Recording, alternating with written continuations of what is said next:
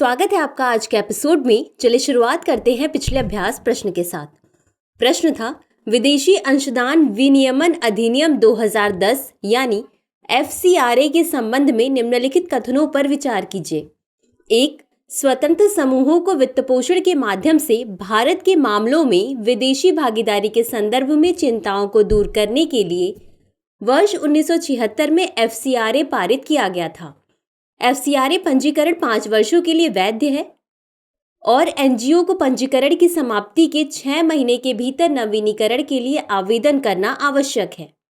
3. वर्ष 2020 में एक संशोधन ने प्रशासनिक खर्चों के लिए विदेशी योगदान के अनुमेय उपयोग को 50% से घटाकर 20% कर दिया। उपयुक्त कथनों में से कितने सही नहीं हैं? A केवल 1, B केवल 2, C सभी 3, D इनमें से कोई भी नहीं। इस प्रश्न का सही उत्तर है विकल्प डी, इनमें से कोई भी नहीं। चलिए देखते हैं इसके विश्लेषण को। विदेशी अंशदान विनियमन अधिनियम 2010 FCRA को वर्ष 1976 में आपातकाल के दौरान स्वतंत्र संगठनों को वित्तीय सहायता के माध्यम से भारत के मामलों में विदेशी हस्तक्षेप की चिंताओं के कारण अधिनियमित किया गया था। अतः कथन 1 सही है। वैधता और नवीनीकरण। FCRA पंजीकरण 5 वर्षों के लिए वैध है और NGO को पंजीकरण की समाप्ति के 6 महीने के भीतर नवीनीकरण के लिए आवेदन करना आवश्यक है। अतः कथन 2 सही है। 2020 संशोधन। किसी अन्य व्यक्ति या संगठन को विदेशी योगदान के हस्तांतरण पर रोक लगाई गई। प्रशासनिक खर्चों के लिए विदेशी अंशदान के उपयोग की सीमा को 50% से घटाकर 20% किया गया। अतः कथन 3 सही है। तो चलिए शुरुआत करते हैं आज के एपिसोड की पहले प्रश्न के साथ। 10वीं अनुसूची के संबंध में निम्नलिखित कथनों पर विचार कीजिए। 1. 10वीं अनुसूची को 61वें संवैधानिक संशोधन अधिनियम 1988 द्वारा शामिल किया गया था। 2. यह बताता है कि किसी साथी सदस्य की याचिका पर पीठासीन अधिकारी द्वारा विधायकों को दलबदल के लिए कैसे अयोग्य ठहराया जा सकता है। 3. हालांकि यह संसद पर लागू होता है, राज्य विधानसभाओं के लिए अनुसूची 11 के तहत एक अलग प्रावधान प्रदान किया गया है। उपर्युक्त कथनों में से कौन सा या कौन से सही है या सही है? A केवल 1 और 2, B केवल 2, C केवल 3, D 1, 2 और 3। इस प्रश्न का सही उत्तर है विकल्प A केवल 1 और 2।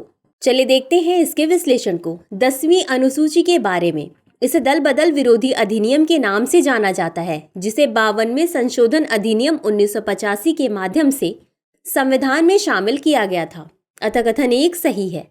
यह उस प्रक्रिया को बताता है जिसके द्वारा सदन के किसी अन्य सदस्य की याचिका के आधार पर विधायिका के पीठासीन अधिकारी द्वारा विधायकों को दलबदल के आधार पर अयोग्य ठहराया जा सकता है। अतः कथन 2 सही है। यदि कोई विधायक स्वेच्छा से अपनी पार्टी की सदस्यता छोड़ देता है या पार्टी नेतृत्व के निर्देशों की अवहेलना कर वोट देता है तो उसे दलबदलू माना जाता है। इसका तात्पर्य यह है कि किसी भी मुद्दे पर पार्टी व्हिप या सचेतक की अवहेलना, निष्पादन या उसके विरुद्ध मतदान करने वाले विधायक सदन में अपनी सदस्यता खो सकता है। 10वीं अनुसूची संसद और राज्य विधानसभाओं दोनों पर लागू होती है। अतः कथन 3 सही नहीं है।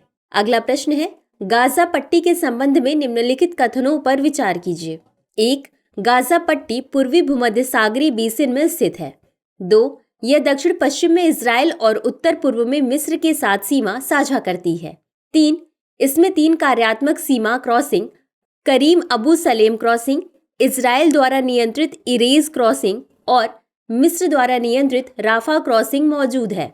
उपयुक्त कथनों में से कौन सा या कौन से सही है या सही है? A केवल 1 और 2, B केवल 1 और 3, C केवल 3, D 1, 2 और 3।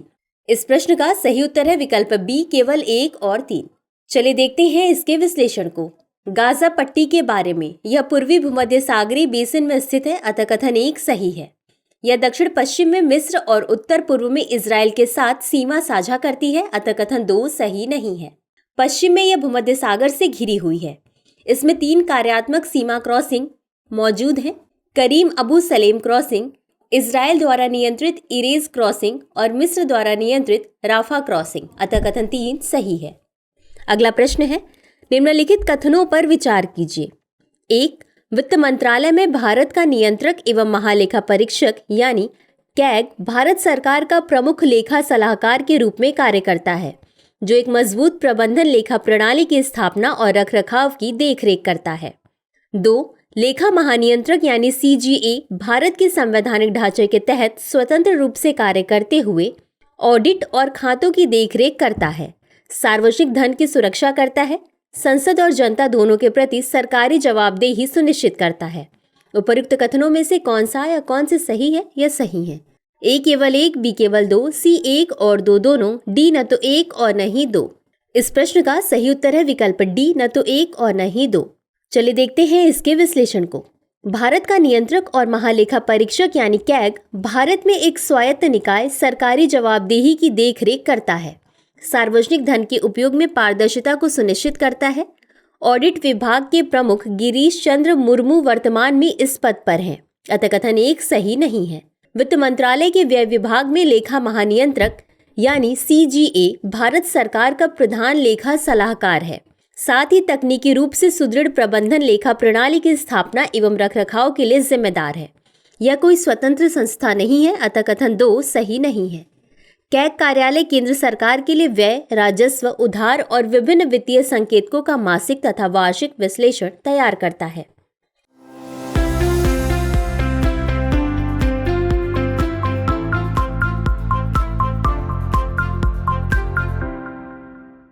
अगला प्रश्न है, वैश्विक बहुआयामी गरीबी सूचकांक यानी GMPI के संबंध में निम्नलिखित कथनों पर विचार कीजिए। 1. इसे पहली बार वर्ष 2010 में विश्व बैंक द्वारा लॉन्च किया गया था। 2. यह स्वास्थ्य, शिक्षा और जीवन स्तर के विभिन्न 10 संकेतकों में अभावों की निगरानी करता है एवं इसमें गरीबी की स्थिति और तीव्रता दोनों शामिल हैं। 3. यदि कोई व्यक्ति 33% अथवा इससे अधिक भारित संकेतकों से वंचित है तो उसे बहुआयामी रूप से गरीब माना जाता है। उपर्युक्त कथनों में से कितने सही हैं? A केवल 1, B केवल 2, C सभी 3, D इनमें से कोई भी नहीं। इस प्रश्न का सही उत्तर है विकल्प B केवल 2। चले देखते हैं इसके विश्लेषण को।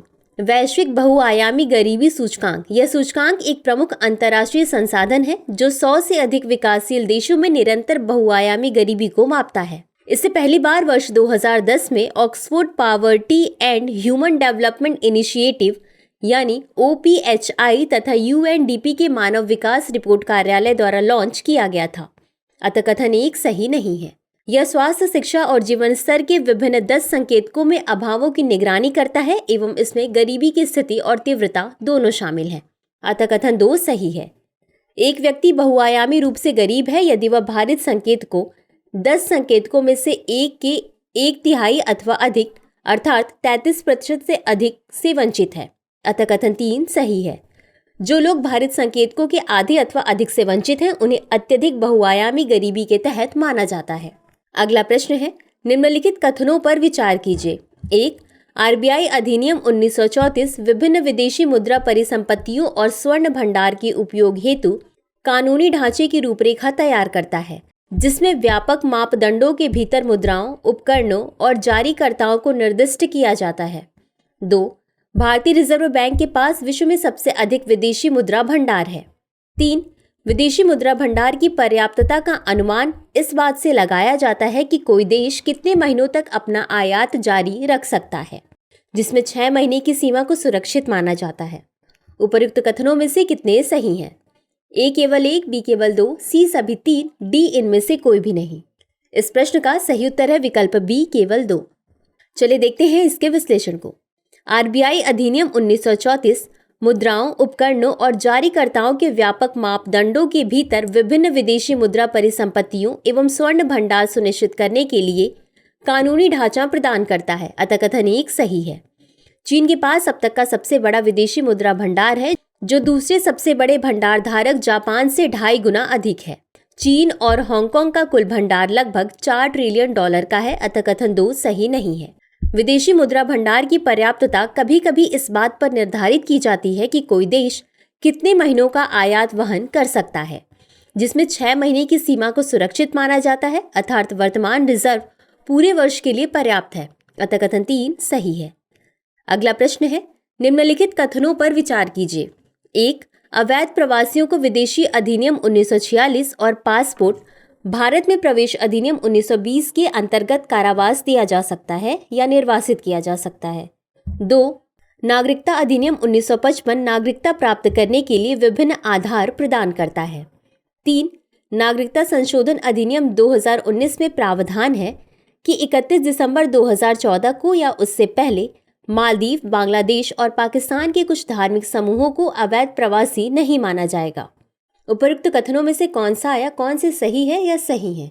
ए केवल 1 और 2, बी केवल 1 और 3, सी केवल 3, डी 1, 2 और 3। इस प्रश्न का सही उत्तर है विकल्प ए केवल 1 और 2। चले देखते हैं इसके विश्लेषण को। अवैध प्रवासियों को विदेशी अधिनियम 1946 और पासपोर्ट भारत में प्रवेश अधिनियम 1920 के अंतर्गत कारावास दिया जा सकता है या निर्वासित किया जा सकता है। अतः कथन 1 सही है। 1946 और 1920 के अधिनियम केंद्र सरकार को भारत में विदेशियों के प्रवेश, निकास और निवास को विनियमित करने का अधिकार देते हैं। नागरिकता अधिनियम 1955 नागरिकता प्राप्त करने के लिए विभिन्न आधार प्रदान करता है। यह जन्म, वंश पंजीकरण, देशीयकरण और क्षेत्र को भारत में शामिल करके नागरिकता प्रदान करता है। अतः कथन 2 सही है। नागरिकता संशोधन अधिनियम 2019 में प्रावधान है कि 31 दिसंबर 2014 को या उससे पहले अफगानिस्तान, बांग्लादेश तथा पाकिस्तान से भारत आए हिंदुओं, सिखों, बौद्धों, जैनियों, पारसियों एवं ईसाइयों को अवैध प्रवासी नहीं माना जाएगा। अतः कथन 3 सही नहीं है। अगला प्रश्न है, निम्नलिखित कथनों पर विचार कीजिए। 1. कॉर्बेट नेशनल पार्क भारत का पहला राष्ट्रीय उद्यान था। 2. प्रोजेक्ट टाइगर 1973 में कॉर्बेट नेशनल पार्क में शुरू किया गया था। 3. मारवा चिनाब कॉर्बेट टाइगर रिजर्व से बहने वाली प्रमुख नदियां हैं। उपयुक्त कथनों में से कौन सा या कौन से सही है या सही है? ए केवल 1 और 2, बी केवल 1 और 3, सी केवल 3, डी 1, 2 और 3। इस प्रश्न का सही उत्तर है विकल्प ए केवल 1 और 2। चले देखते हैं इसके विश्लेषण को। कॉर्बेट नेशनल पार्क भारत का पहला राष्ट्रीय उद्यान है जिसकी स्थापना वर्ष 1936 में हुई थी। अतः कथन 1 सही है। स्थापना के समय इसका नाम हेली नेशनल पार्क था, जिसे वर्ष 1957 में बदलकर कॉर्बेट नेशनल पार्क कर दिया गया। बता दें कि महान प्रकृतिवादी और संरक्षणवादी स्वर्गीय जिम कॉर्बेट की याद में इसे यह नाम दिया गया। प्रोजेक्ट टाइगर 1973 में कॉर्बेट नेशनल पार्क में लॉन्च किया गया था, जो कॉर्बेट टाइगर रिजर्व का हिस्सा है। अतः कथन 2 सही है। रामगंगा, सोना नदी, मंडल, पलैन और कोसी कॉर्बेट टाइगर रिजर्व से बहने वाली प्रमुख नदियां हैं। अतः कथन 3 सही नहीं है। अगला प्रश्न है, वह देश जहां दिसंबर 2010 में अरब स्प्रिंग शुरू हुआ लोकतंत्र में परिवर्तन की एकमात्र सफलता थी, जो अपनी जैस्मीन क्रांति के लिए जाना जाता था। उपयुक्त कथनों में से किस देश का उल्लेख किया गया है? ए लीबिया, बी ट्यूनीशिया, सी बहरीन, डी यमन। इस प्रश्न का सही उत्तर है विकल्प बी ट्यूनीशिया। चले देखते हैं इसके विश्लेषण को। 2011 में उन देशों में जहां व्यापक विरोध प्रदर्शनों ने तानाशाही को उखाड़ फेंका, ट्यूनीशिया एकमात्र देश के रूप में सामने आया जिसने लोकतंत्र में सफल परिवर्तन हासिल किया। अरब स्प्रिंग प्रदर्शन दिसंबर 2010 में ट्यूनीशिया में शुरू हुआ, जिसके परिणाम स्वरूप 1987 से शासन कर रहे जीन अल आबिदीन बेन अली को सत्ता से बाहर होना पड़ा। ट्यूनीशिया में उथल पुथल की इस दौर को जैस्मीन क्रांति के नाम से भी जाना जाता है। बड़े पैमाने पर विद्रोह का सामना करते हुए बेन अली को देश से भागना पड़ा।